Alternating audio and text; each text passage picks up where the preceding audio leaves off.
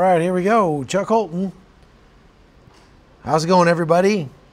Thank you for being a part of the live tonight. If you haven't been on these lives before, I want you to understand something.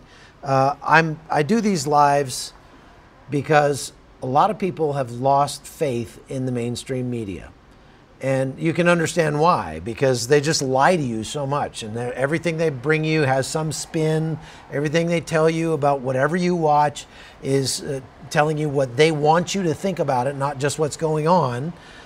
My purpose in doing this, and in doing it this way, in a way that is just as unscripted and unpolished, no production value. The reason I do it this way is because I want this to feel like you're just having a conversation with a friend via Zoom or something who happens to be in the war zone. And you call your friend. If you find out your friend was in a hurricane, you call him and you say, "Are you okay? What's going on?" And he says, "No, it's fine over here. Here's what we're doing." You believe that, obviously, far more than you believe whatever the guy on CNN is selling. And we have found that this is a very unique, very popular thing, because there's so many people out there who just don't trust that hyper-polished, news where they're just a bunch of journalists interviewing each other and making you watch. And look, I make news for those networks too, and obviously, that's how I make my money. But there's a lot more work that goes into the back end than you think. But there we go. Okay, just making sure we're online. But I just want you to understand where we're coming from when we're doing this. This is not meant to be polished. It's not meant to be perfect.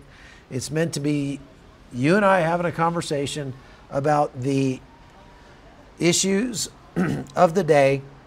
And that's one of the things that I really like about it, because you can engage, you can talk to me via the chat box here. I can read what you're asking and I can answer your questions. And we've kind of formed a family like this. So it's really great. Thank you to all of our moderators that are online, and to all of you who are watching, coming in from all around the world to CBN News. I would be remiss if I didn't tell you that CBN is a viewer-funded news agency. They're an accredited news agency that goes out and reports the news that we think would be of interest to Christians around the world. And so we're viewer funded. If you would like to donate to CBN to keep us on the air, you can go to cbn.com, and that's the best place to do that. Okay, now today we're going to do an Ask Me Anything, because I've been getting a lot of questions about a lot of different things.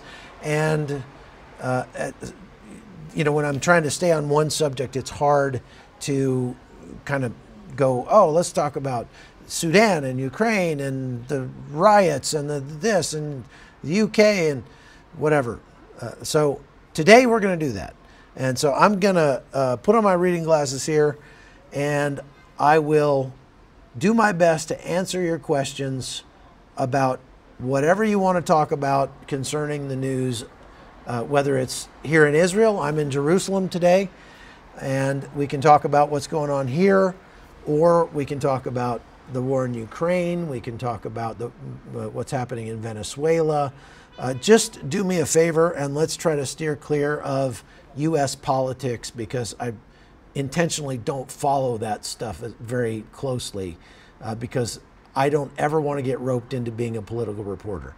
I like people. I don't like politics, and so that's not what we're here to do, is to try to, bash each other from one side of the aisle to the other, or take a stand like that. So, all right, let's see here. I'm going to go back up to the beginning, and I'm going to try to scroll down.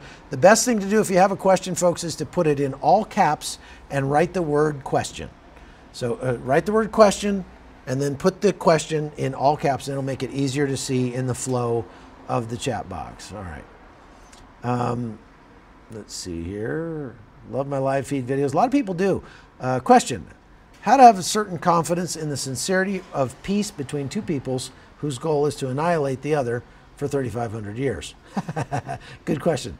And that is obviously a problem because there have been many ceasefires in the past between the Palestinians and the Israelis, going back, as you say, 3,500 years. There was a ceasefire on October 6th, and it was broken by Hamas. And so I would say that there is no confidence that a ceasefire would be sincere, especially when you're dealing with people whose stated aim, and more than that, their entire worldview revolves around the destruction of you and your country. So there you go. Best way I can answer that question. Is Israel keeping a close eye on Turkey? If Iran is reluctant, Turkey could step up. Well, Melissa, I don't think Turkey would step up as far as attacking Israel, because even though they've made funny noises threatening to attack Israel or threatening to send troops down or anything, number one, they don't have an expeditionary military, meaning they don't have aircraft carriers, they don't have troop transports that could transport a whole bunch of Turkish troops down to the border, to the shores of Haifa and come across the beach like it's Iwo Jima. So they're, don't really have the capability. They do have missiles and planes that they could employ to attack Israel, but they are a member of NATO. And if they were to attack Israel, the United States could very easily, if they wanted to, get Turkey kicked out of NATO, which would probably be a great thing, actually. But Turkey probably wouldn't jeopardize its standing in NATO to attack. So Erdogan, the president of Turkey, is making noises like, yeah, we're going to support the Palestinians and rah, rah, rah. He's playing to his base. You understand? Politicians aren't speaking to the world ever. Every time a politician says anything on the world stage, they are saying that because they want their electorate to hear them saying that, whether or not they actually mean it. Does that make sense? Okay. Let's see. Whoop.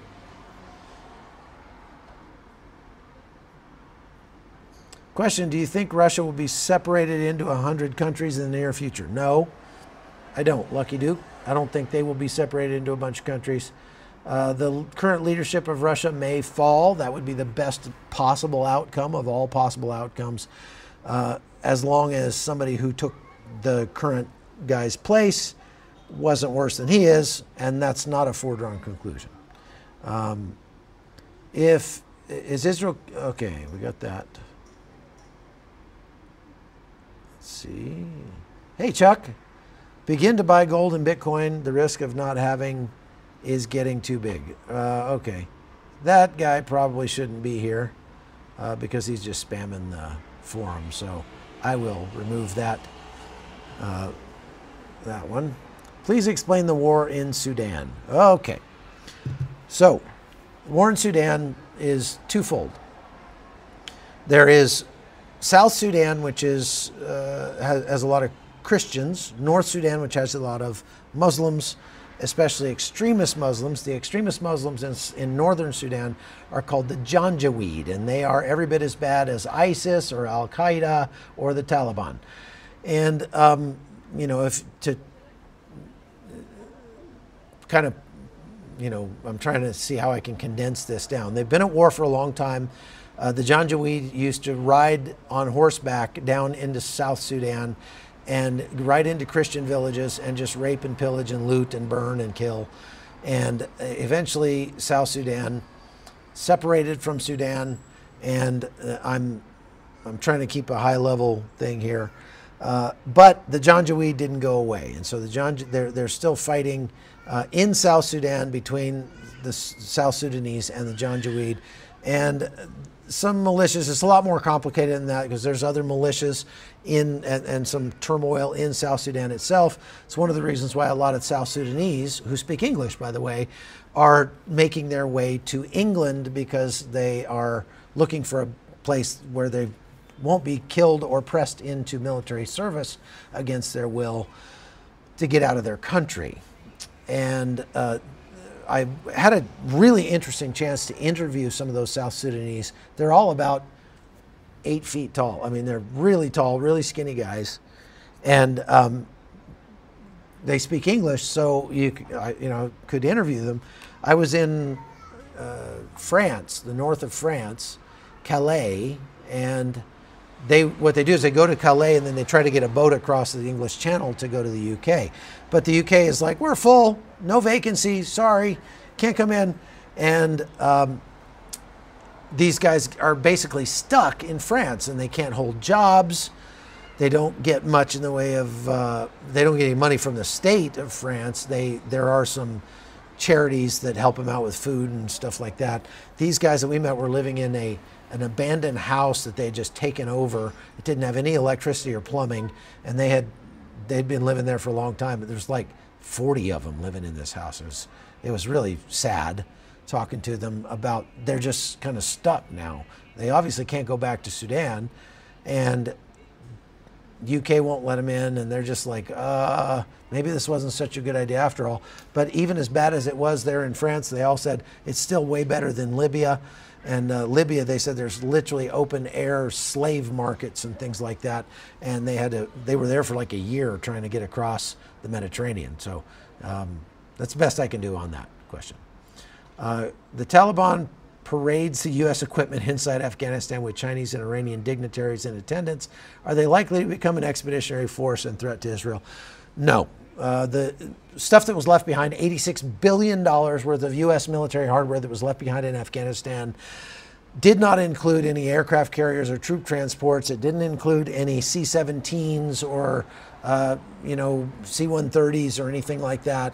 So they've got a few Black Hawks. They've got a bunch of Mi-17 helicopters that had belonged to the United States, and they've got a bunch of Max Pro trucks and MATVs and Humvees and night vision goggles and small arms, stuff like that. Things that could make them a formidable force for anybody that wanted to try to come back into Afghanistan. What we basically did in 2021, thank you to the Biden administration, is equip the Taliban to the point where it would be almost suicidal for the United States to ever go back in there to try to do it again. Not that we would want to, but if we ever did, too bad. And any other country that's going to try is going to have a hard time. It also made it far easier for the Taliban to threaten its own citizens and to oppress them. And so we did not make things any better for the Afghans by pulling out, that's for sure. Now, what do you think about Ukraine invading the Kursk region of Russia? I think it's a master stroke, as a matter of fact. This is from Ohalajim. I think it was a brilliant strategic maneuver. It's always best in a war to hit the enemy where he isn't. And that's what the Ukrainians have done by taking over the Kursk region. They have picked up thousands, I guess, of Russian soldiers who have surrendered. They have captured important and strategic points inside Russia, and they have diluted Russia's attention from the war on Ukraine, which has apparently caused Russia to have to divert some of the troops it would have sent into the front lines in Ukraine to the Kursk region. And they are apparently paying, if anybody's looking for a job, Russia is paying $1,600 to $3,000 a month for people to come to the Kursk region and dig foxholes. So if you're unemployed and you really want a job, there you go. Have at it. So the Ukrainians now have, I think I heard like 4 brigades or something of troops, there's several thousand troops inside Russia, and are sending more.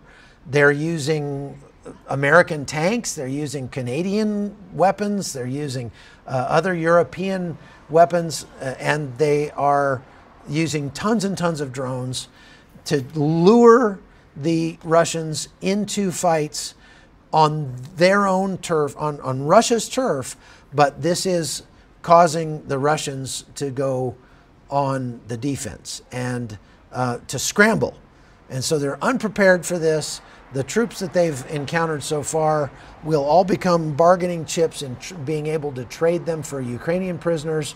And the land that they've captured will allow Ukraine to barter for some of their own land back when and if there are peace talks between the two countries anytime in the near future. Of course, everybody has their eye on the U.S. elections because things are going to change dramatically if the regime in the United States changes from one tribe to another. Just a second, I got to get a drink of water here. Oscar de la Blue is not bringing me my tea, so I have to get my own. See how it goes, Oscar. Bring you all the way over here and you won't even give me any tea. Okay, so I think that, oh, and the Israelis, wow. What time is it? It's almost midnight. The Ukrainians, the Israelis, I'm just going to start saying that for everybody. The Israelis. The Ukrainians today blew a bridge that will make it a lot harder for the Russians to resupply or, get their troops in there to fight the Ukrainians in the Kursk region. So it looks like they are setting up to stay there for the long term, and that's maybe several months at least until the U.S. elections happen to see what happens. So very interesting stuff worth keeping an eye on in Ukraine and Russia right now. What are your thoughts on Crown Prince Reza Pahlavi and his impact on relations between Iran and Israel and peace in the region? I don't think I'm well enough versed in that to answer that question. I'm not going to pretend to know something I don't, and I don't know much about Crown Prince Pahlavi. It's a pretty high-level question, though, I have to say. Here, Blinken is headed back to Israel. Yeah, this will be his 10th or 11th time or something here during the war. Is this again to pressure Netanyahu into a ceasefire? You can bet that is what he is coming for. This ceasefire arrangement, or this negotiation, is more a negotiation between the United States and Israel, or the United States, Qatar, Egypt, and Israel. Basically, Hamas, I don't know, you might know that, Hamas didn't show up for the peace talks. Hamas didn't even come, and they said they weren't going to come. And so the only people who came were Americans, Egyptians, and Qataris, and they're all sitting on the other side of the table where Hamas would be and negotiating with Israel, putting pressure on Israel to stop fighting.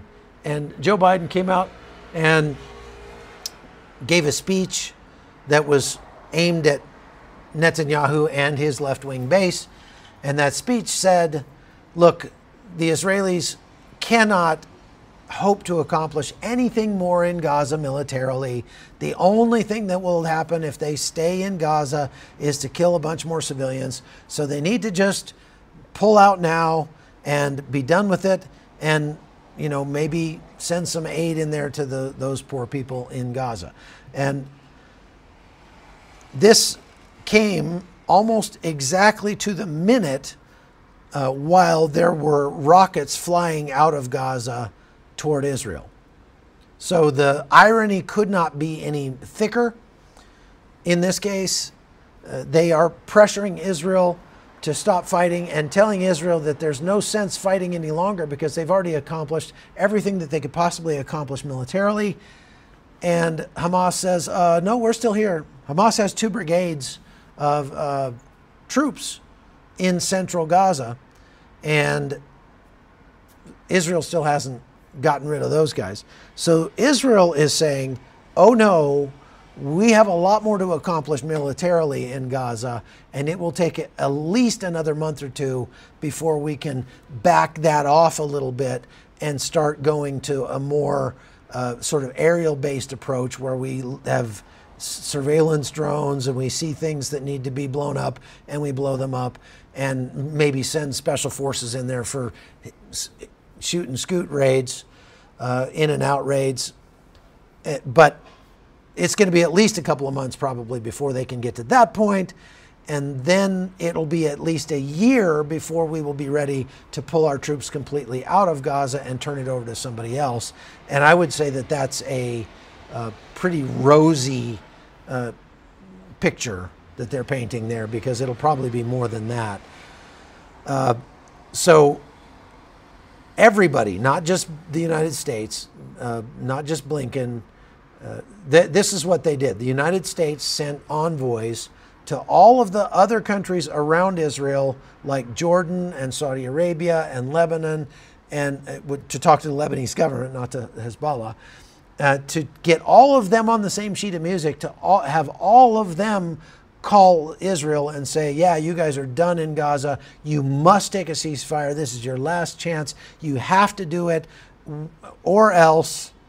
And get all of them to do that. And then they send Blinken in to kind of put the cherry on top and say, yep, you've got to accept a ceasefire this time. And unfortunately, now they're making some changes. They've met for 2 days. Again, Hamas is not there. And this is shuttle diplomacy, so they're just, the Qataris, I mean, Hamas is in Qatar. Some of their leaders are in Qatar still living it up, living the high life, but they can't be bothered to go to the peace negotiations.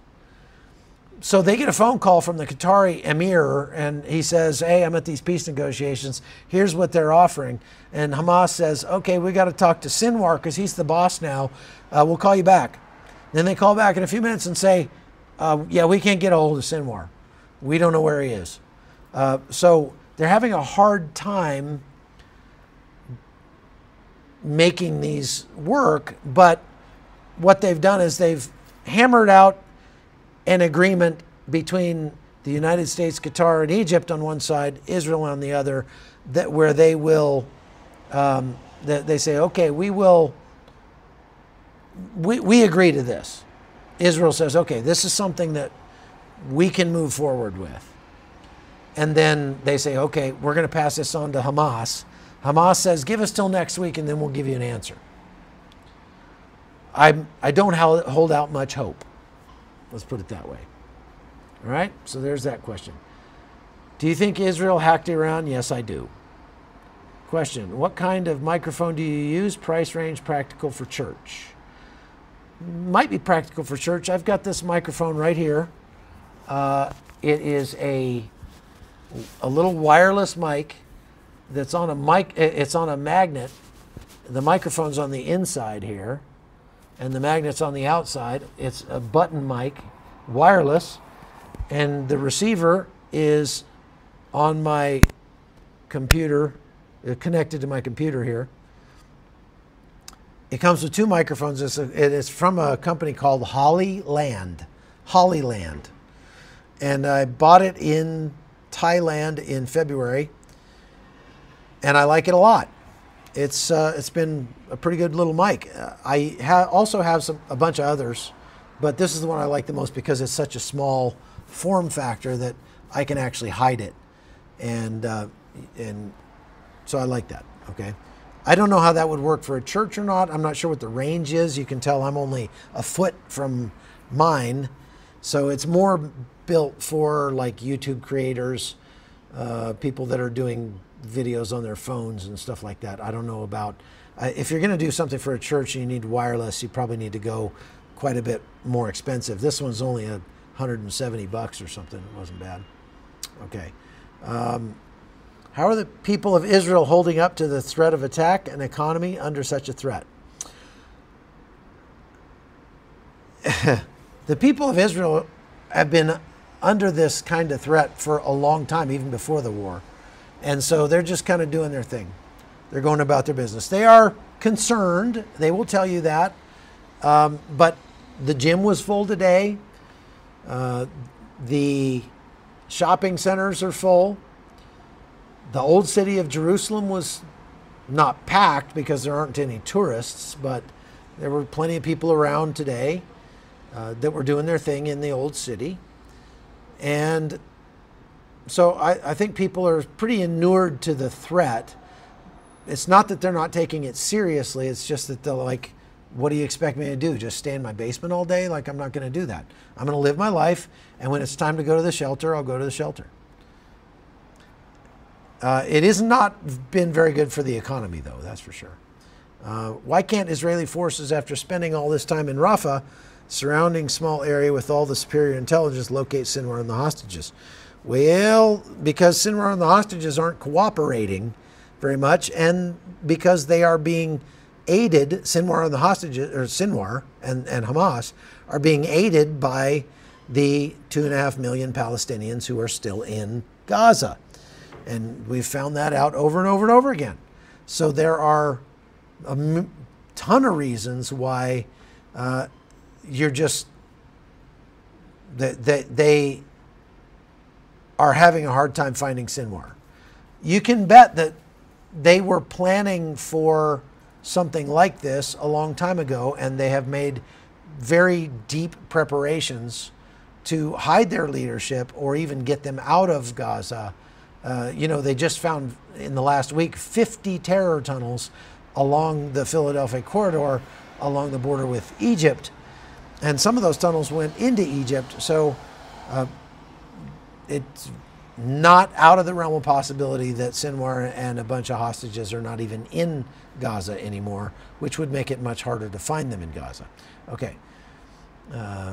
What are the situation of our kidnapped brethren? The Israelis say that they know of 33 that they believe are still alive, or there may be more that are alive, but at least 33 that they're pretty sure about out of the 111 or so that are, some say 111, some say 115, that are still being held. So that would mean that the rest of those 115 are corpses, and that's not good. So I'm trying to scroll up here. I wish I could show you how hard this is, because whenever I scroll on this chat box, it just jumps to the very bottom, and everything in between I just lose. So I have to scroll back up and look for it. Since Mike Carter says, since Israel is such a small country, if Iran, Hezbollah, Houthis attack from all sides at once, how will the Israelis find safety? Would it be at night initially? Probably would be at night. If they attack all at once, the Israelis will all head to the shelters, because they're going to attack with missiles and rockets and drones, right? So it's all stuff flying in from the air. So everybody heads down to their shelter, and they wait till they're gone, one way or another, and then they come back out of their shelters, and they see what they have to do next. I've spent months here now since the war started, and I can tell you it's not as scary as it seems. It's not as bad as it sounds. I mean, you can see how peaceful it seems out there tonight. This is Shabbat, and so the roads are clear pretty much. Everything's closed. It's late at night. It's nice and cool out. It's a beautiful night, and people are just going about their lives. We went to the mall yesterday, and it was packed with Jews and Palestinians, by the way, who are, Arab Israelis and Palestinians from East Jerusalem, things like that. Okay, so where's the American prisoners in Afghanistan? I don't know. Any blue roofs? Remember Hawaii? No, there's no blue roofs. In the event of a missile attack, what kind of plans are in place for my safety? Well, if they're going to shoot missiles over here, I'm going to be out on this balcony filming it. I do have body armor and a helmet, and I'll put that on. But first of all, okay, so Jerusalem is what? The city of 1 million people? There are so many layers of security that would stop rockets, missiles, and drones from Israel or Hezbollah before they got to here, that Jerusalem is one of the safest places you could be in all of Israel, at least from rockets and missiles and drones. So it's not that bad. Now, you saw probably the video of the rockets being intercepted or missiles being intercepted right over the Dome of the Rock, which is just over this way, back on April 13th when Iran attacked. And what you have to understand about that is that those missiles probably weren't aiming at Jerusalem. They were probably aimed at Tel Aviv and had to fly over Jerusalem to get there. And they just happened to be taken down by the Iron Dome system as they did. It would be spectacularly stupid for Iran to target Islam's second most holy site at the Dome of the Rock, and to even understanding that their missiles are not that accurate, to even aim at anything even within a mile or two of the Dome of the Rock would be spectacularly stupid. And I'm within a mile of the Dome of the Rock right here where I stand, so I'm pretty safe. Not worried about it. Blue roofs.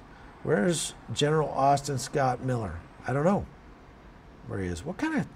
This MAGA guy is asking some weird questions. I've interviewed General Austin Scott Miller before.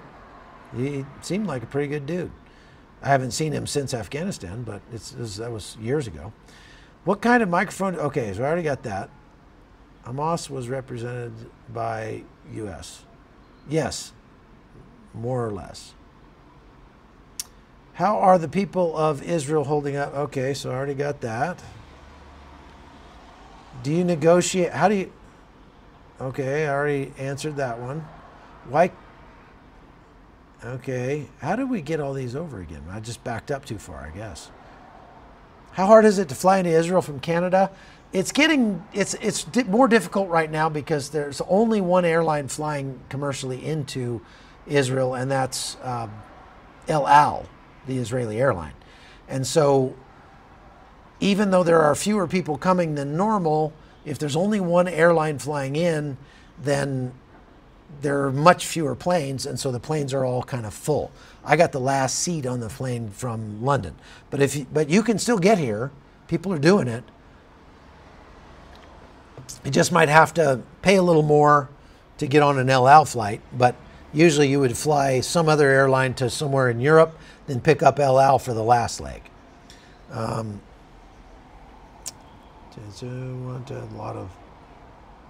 Is there a war going on in Bangladesh? I wouldn't call it a war necessarily. I mean, it might be kind of a civil war. It seems to have to do with extremist Muslims versus Hindus over there. And that's about all I know about that because I haven't followed it. I'm sorry. I've been a little crazy over here. Is there any Arab or Muslim country that's allied with Israel? Yes. I mean, more or less.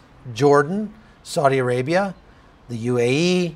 They are all normalizing relations with, even Qatar to some extent, normalizing relations with Israel step by step, little by little. And it's because they're realizing that Israel can be a very big boost to their those countries' economies because they have a very highly motivated, highly educated, highly paid workforce here, millions of people who can buy things from your country, and so trade between the two countries is good, and they don't get anything, any benefit to their economies out of trying to support the terror groups that are threatening Israel.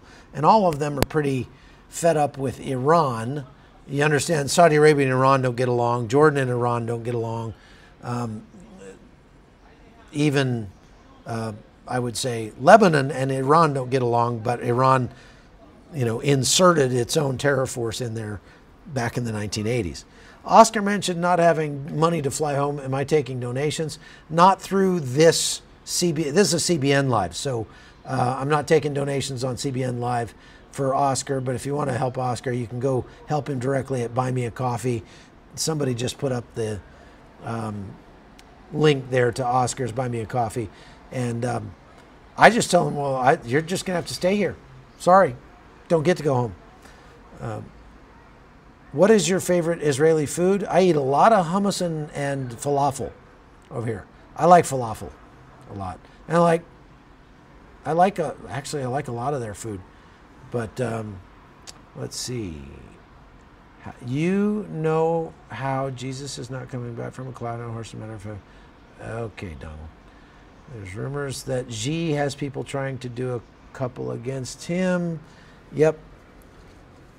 Question, thoughts on reported? That's not a question. Why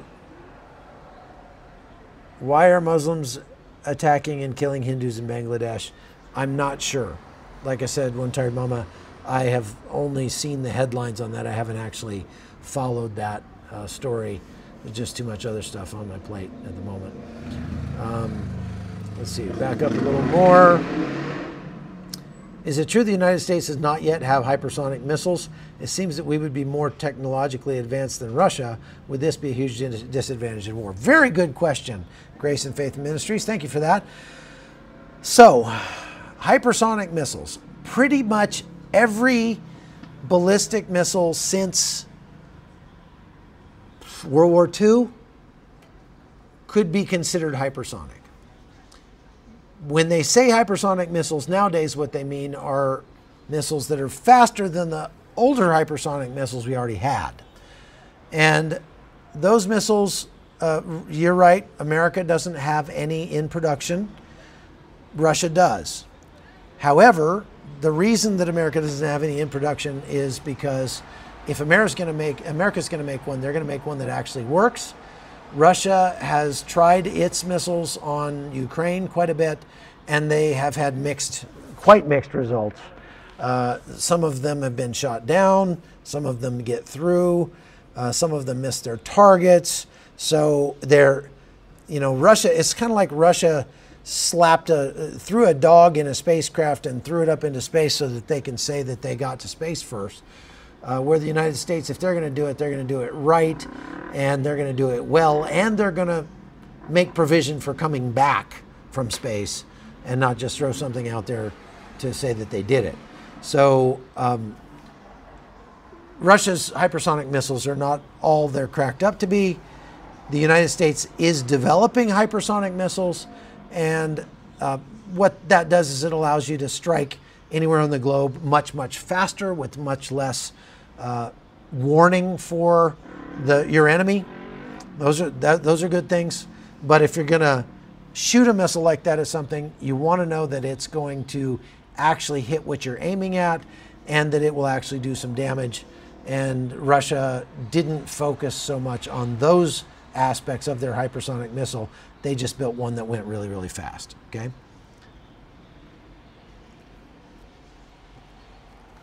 Is there any sign that Russia is supplying weapons? Yes, there is, Cynthia. That's a good question. Russia is supplying weapons, airplanes, and electronic warfare devices, anti-aircraft, anti-missile devices to both Iran and Hezbollah. And on top of that, they are providing training and advice, and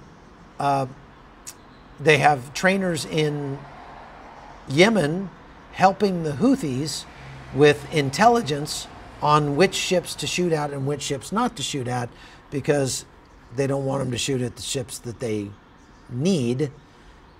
And so they've got troops in Yemen doing that.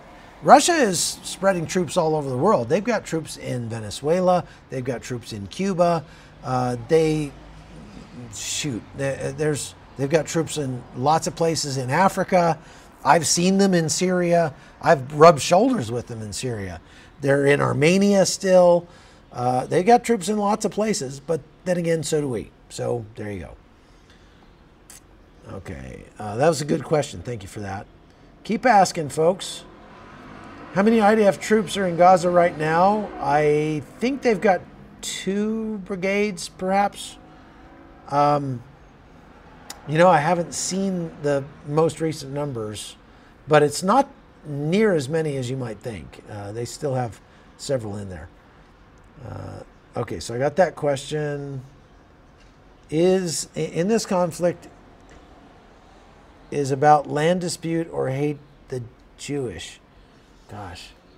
I know some of you are not from the United States, and so I don't want to be too harsh with, grammar and stuff, but it would help if you try to make your question into an actual question. In this conflict is about land dispute or hated the Jewish. Best I can tell from your question, is this conflict in Israel over land or over just Jew hatred? And I would have to say both. Yes, and with both. Why is our government in Norway so pro-Hamas? What do you think about the Norwegian government? Well, I think they're very mistaken to be so pro-Hamas, without a doubt. Many Western European countries ascribe to a very, very flawed understanding of war.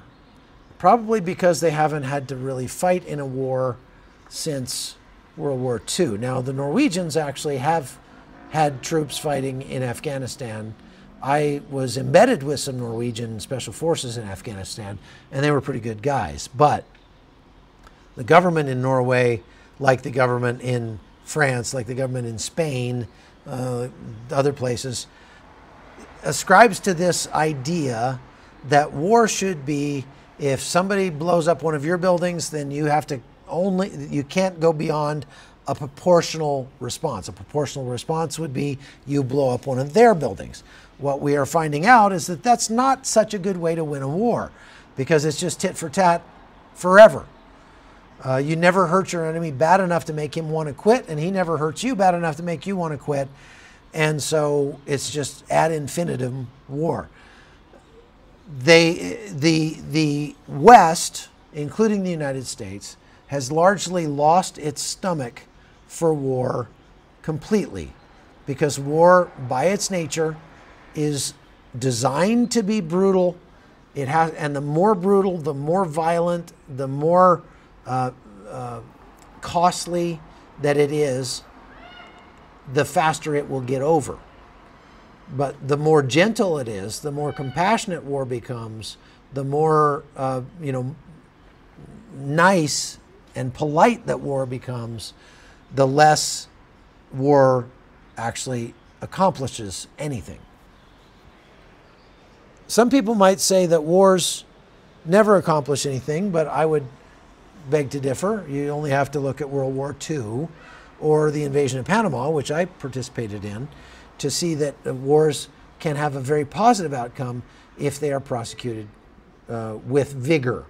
And the Norwegian government feels bad. It makes its tummy hurt that the Israelis are defending their country vigorously, although not near vigorously enough, most likely to win. But that just makes them sad. And so they seem to support Hamas. What's your opinion about Ezekiel 28? I'm not going to talk about end times prophecy. Let's see here. Thoughts on reported underground Hezbollah missile complex? Fact or exaggeration? Well, they haven't been able to confirm that that video was actually shot in Lebanon. So the video that they're talking about is a video that came out. Actually, I might even be able to find it here and show it to you. Let's see if I can real quick try to do that. While I'm talking about it, this video shows Hezbollah fighters in ostensibly in tunnels in Lebanon that are massive underground complex of media source. I'm going to try to show this to you. I don't know who's screaming like a jungle bird back there, but they sound really funny. Here it is. Okay, so I will try to play this.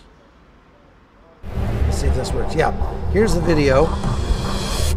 And this is, well, so عنا وإحداثيتها موجودة عندنا، وهي This is الصواريخ Hezbollah, محطوطة ومنصوبة and they are وتسوية they released ممتازة this video جدا. today of them in this underground complex. And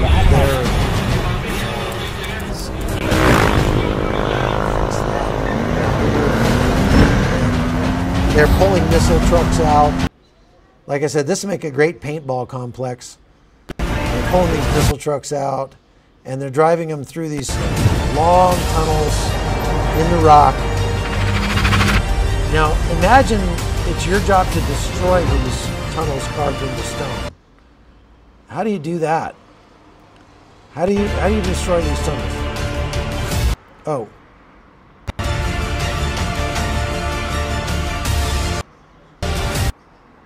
Sorry, I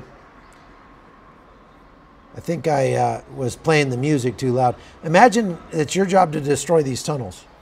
This is, again, video put out by Hezbollah showing some of their underground tunnels and their missile trucks. And this is a threat. They put this out as a threat to Israel to show Israel, hey, this is how we do it, and this is what we can hit you with anytime we want, and they're very well hidden, and these are very well constructed tunnels, lots of concrete, deep underground, and you're not going to destroy these in a day. It's going to be very difficult to destroy. So because of that, wow, we can't confirm that these tunnels are in Lebanon. These might be video out of Iran, for example. Some of it might be CGI, but suffice it to say that Hezbollah is using it as a threat on Israel and saying, this is what we've got to fight you with. All right? Okay, let's go back to questions.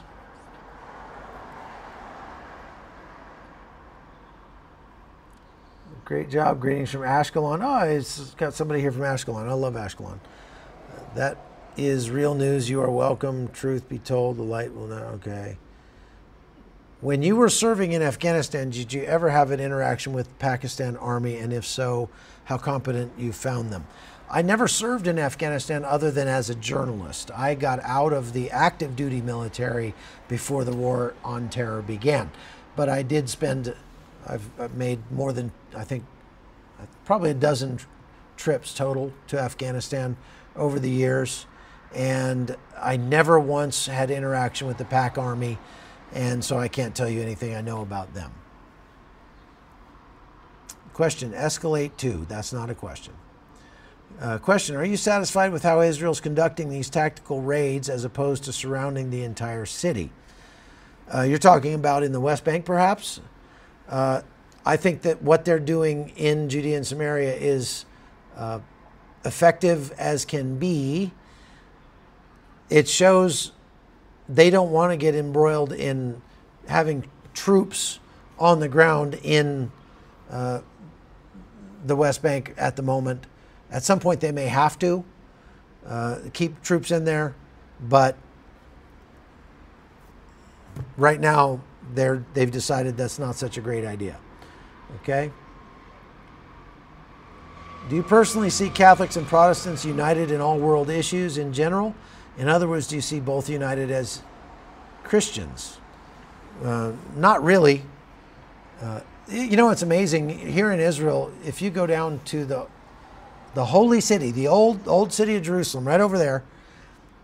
Today we went to the Holy Church of the Holy Sepulchre. There are Orthodox, Greek Orthodox, there are Armenian priests, there are Ethiopian priests in there, there are Coptics, there are Catholics. There are no Protestants in the Church of the Holy Sepulchre. And you know, you can find on YouTube videos of those guys having fist fights inside the Church of the Holy Sepulchre.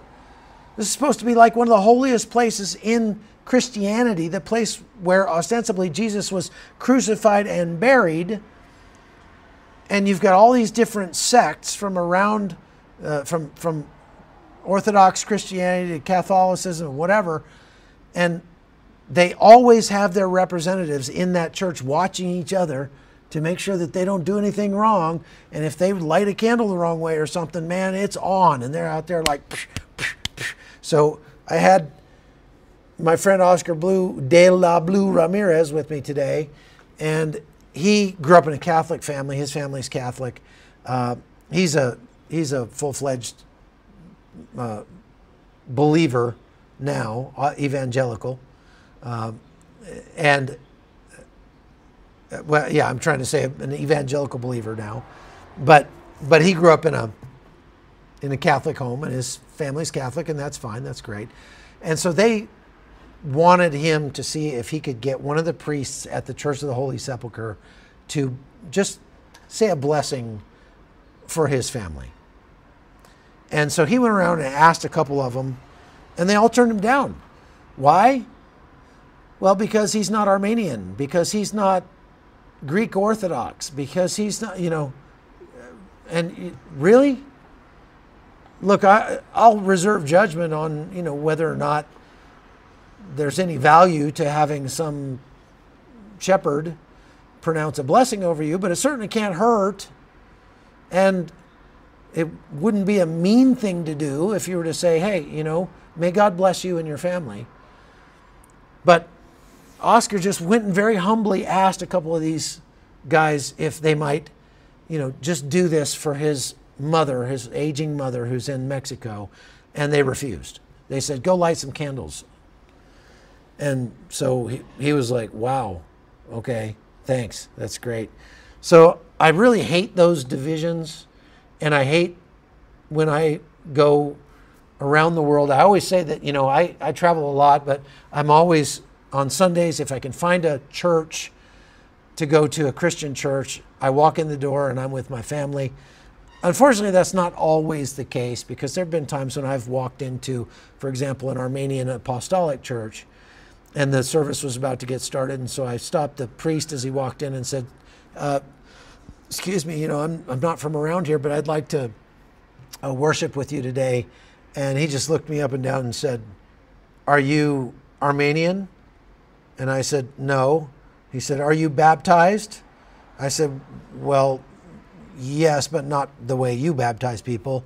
And then he was like, no pictures, and just walked off. Just not friendly. It's obvious that some of these sects of Christianity take the things like the Great Commission, like love your neighbor as yourself, not near as seriously as others might, and that's frustrating. But so how did I get started on that? I shouldn't have. The media shows footage of Gaza having been all but leveled.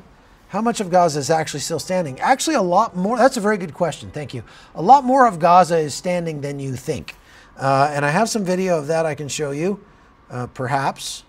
Let's see, I'll have to go back down to studio mode and see if I can figure this out. So we'll get rid of the media source that I just had showing you the tunnels, and we'll show you this. Let me show you this first. No, I'll try to answer your question. It's not that, it's not that. Here it is. This was just off AP's live feed today. Okay, transition over there. Let's fix that. Oh, it's very, very big. Hang on. I got to fix it. Hold on. This is from outside one of the hospitals in Deir al-Balah, I believe, inside Gaza. And what I just wanted to point out is, I always look off in the distance because they're showing the entrance to the hospital here. But what you should be noticing is, okay, do people look desperate? You got kids playing around in the streets. You got a guy over here who's a little bit, I wouldn't say there's any fat people in the thing here, but they don't look like they're in a famine. And back in the background here, we've got intact buildings. There's a mosque right there that's intact, hasn't been touched. There's bushes and trees and everything, like no rubble around here. And I'm not trying to be disingenuous. I'm not trying to say that it all looks like that. There is a lot of Gaza that has been destroyed. But my understanding from what I have seen in videos like that coming out of Gaza and some articles I've read is that about 60% of Gaza is still intact. About 40% of Gaza has been destroyed. Perhaps it's the other way around. Maybe 60% of Gaza has been destroyed and 40% is intact, but it's still like not as bad as you think. This is one of the real drawbacks with regular news media. They are going to film the things that are out of the ordinary, not the things that are ordinary. But if they only show you the things that are out of the ordinary, then that gives you a skewed sense of reality if you've never been there, if you don't know what it looks like ordinarily. And so I feel like it's kind of incumbent upon us as journalists to sometimes just show you the ordinary like this. And, you know, we'll go through here and you just see people going around doing their thing. There's guys on motorcycles. I'm not seeing streams of dead people or wounded people come into the emergency room of this hospital. It looks all fairly normal, you know? I mean, I don't see anything here that makes me go, wow, these people are really in trouble. There's people eating. I see people walking around eating. They're standing around talking. It doesn't look like they're all in war or anything like that. So hopefully that gives you a better sense of maybe some of the context. When you see the footage of things that are destroyed, you need to understand that there are lots of places that are not. Does that make sense? All right. Let's go back to our chat. What happened to my chat? Oh, over here. Chat box. Why not did an article talking about the tunnels? What are your thoughts on Gog and Magog? Not going to talk about that. I keep saying, I get these a lot, but I keep saying, guys, I don't comment on biblical prophecy because there's 15 different kind of ideas about what's what. Nobody agrees on most of that stuff. And I have studied it, but I haven't studied it enough to feel like I'm able to comment on it. So I don't talk about biblical prophecy. If you want to hear about biblical prophecy, there's lots of YouTube channels that'll tell you everything you want to know. I'm not that guy. Do you think the death of a civilian Palestinian is acceptable in a war? Well, it's sad. War is dirty, it's brutal, and it's messy. You have to kind of understand that you cannot try to put war into a black and white, you know, these are civilians and so they can't be killed. How about this? Let me pose you a question, whoever you are, JF5 Mars. If a criminal murdered some people in the street and then the police came to arrest him and he ran and hid behind his mother or hid behind your mother and was holding the gun to your mother's head and then randomly shooting at people that were around, including the police, and the police had a choice. They could shoot back and potentially wound or even kill your mother, but also stop the terrorist. Or they could just say, whoa, he's hiding behind a civilian.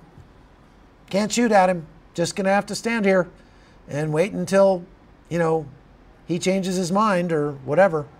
And so then they just walk off and then leave this guy free to continue killing and maiming people. That's a real dilemma, isn't it? It doesn't have any good answers. There's neither of the choices that the police could make would be easy ones. If they only have those two choices, that's all they can do. And this is the dilemma that Hamas is offering to Israel. Hamas is continuously hiding behind civilians, shooting at Israel from among civilians. And so Israel has two choices. They can either shoot back to stop the threat on their own people, or they can just throw up their hands and say, oh, well, there's civilians there. Can't do anything. Sorry. Sorry, all you Israelis that we're responsible for. You're just going to have to keep dying because they got civilians. So our civilians are going to have to die because Hamas is hiding behind civilians. Do you think that's acceptable? The job of a government is to safeguard its people. Hamas is not doing that for its people. Israel is. And so if it requires Israel to shoot back at Hamas and in order to stop them from killing Israelis, then that's what Israel must do. If Hamas decides to do its shooting from inside a school or a hospital or something like that, and therefore some innocent civilians in the school or the hospital get hurt or killed, then the fault for those deaths does not lie with Israel. It lies with Hamas. And that's all there is to it. So I hope I answered your question. Did you personally view video of October 7 abuse of babies and his children? Yes, I did, Nicole. And I also arrived here on only 2 days after the initial attacks, and there were still terrorists running around in Israel that were getting cleaned up by the IDF. And when I got down to the kibbutz Be'eri, I was one of the first journalists allowed in there.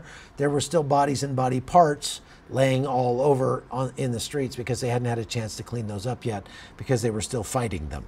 So, so yeah, I have seen it. You can't unsee it. And it's every bit as brutal as you might imagine, and probably even more so. What has been the most challenging or surprising situation you've encountered while reporting from combat zones, and how did it impact your perspective on global issues? I think the most surprising situation, just off the top of my head, is the war in Ukraine and how quickly and easily so many Americans were taken in by blatant Russian propaganda. And I really thought that they would be smarter than that. And I have just talked myself blue in the face trying to disabuse Americans of their beliefs, which come directly from Russian propaganda mills, things like the bioweapons labs in Ukraine and things like that. And yet they still just cling to those beliefs as firmly as they possibly can. And they're just so, it's so easy to debunk. And I've debunked this stuff over and over and over again, but their desire to believe something that is bad for the Democrats or bad for the, this party or that party, bad for that tribe or that tribe, is their desire to follow their team, to score points for their team somehow, is far stronger than their desire for the truth. And that is extremely surprising and disappointing for me. Is there any laws in Israel saying no negotiation with terrorists? Yes, there are. They've been on the books for a long time. I think Golda Meir maybe was, or maybe even, yeah, it might have been Golda Meir that put that rule in place. If it's not a law, it's a hard and fast rule that they've followed for a long time. They don't negotiate with terrorists. Can you recommend other free countries for expat Americans to relocate in retirement other than Panama? Ecuador, Uruguay, go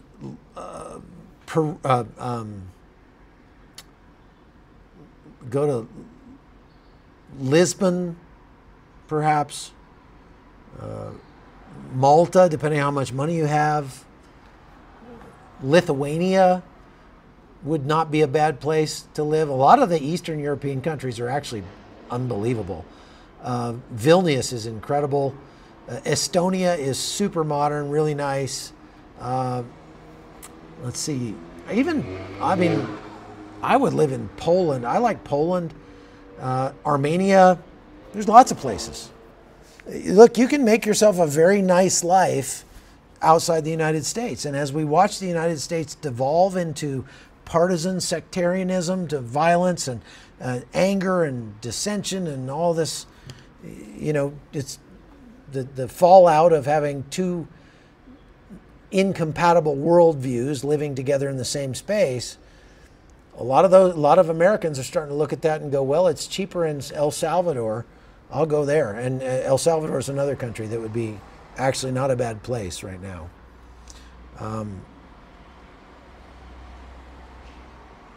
Okay, Israel 400. What happened? Okay, Imran Rashid needs to go. We're going to hide that guy. I've lived in Texas my whole life for 39 years. Can't wait to move out of the friend of New Zealand. I don't know about New Zealand. It's a pretty communist country. I'm Polish. I want to live in Poland. Poland's nice. I like Poland a lot. Oscar should ask the migrants he talks to not to vote as they are breaking the law and risk deportation. We do that. I've been with Oscar in the Darien Gap. I've been with him in Mexico. And we actually have conversations with migrants all the time. And both of us tell the migrants, look, don't do this. Don't go to the United States illegally. You're breaking the law, and it's not what you think it is. You're being lied to about the benefits of going illegally to the United States. The beeper guy, not around today. He's not there. I don't see him. All right, folks, how do you think the war in Ukraine will end? I think it'll end with a negotiated settlement of some sort that nobody is happy with. I think that whatever happens, neither Ukraine nor Russia nor the rest of the world is going to be happy with how it turns out. That's kind of how wars end up going. Okay? All right. So we've been here more than an hour, so I'm going to get going. But thank you very much for watching. Why don't we pray and we will go. Lord God, we just come to you right now and we ask your blessings on the people who are watching us tonight. Lord, we know that you're in control, and we are grateful that we can submit ourselves to you and live without fear, not have any fear of the future because of your promises to us. So I pray that the people listening to the sound of my voice would trust in those promises and would submit themselves to you and would understand the freedom that comes with knowing Jesus Christ. There are lots of places around the world, Lord, where very bad things are happening and people are having their worst day. We pray for your mercy and your grace on those people and on our whole world. Come quickly, Lord Jesus. And we pray for the peace of Jerusalem. In Jesus' name, amen. All right. Thank you very much for watching. I appreciate all of you. And I'm going to try to get a little bit of sleep because I've got more hits tonight. The hits just keep coming. We'll be on again tomorrow, and especially if anything happens, make sure you like and subscribe to the channel so that if, like, for example, an attack happens here, we will go live right away, and you can get notified when we go live by subscribing to CBN's YouTube channel. You can also go over to the Hot Zone with Chuck Holton, subscribe over there here on YouTube, or go to chuckholton.com and subscribe there for a lot of videos and articles and things I can't show you on YouTube without getting kicked off or demonetized. So I recommend you do that. Go to chuckholton.com and you can sign up over there to get lots more information that you are not allowed to see on YouTube. All right, God bless you. Thank you for taking some time with us tonight. I hope you have a good night. Take care.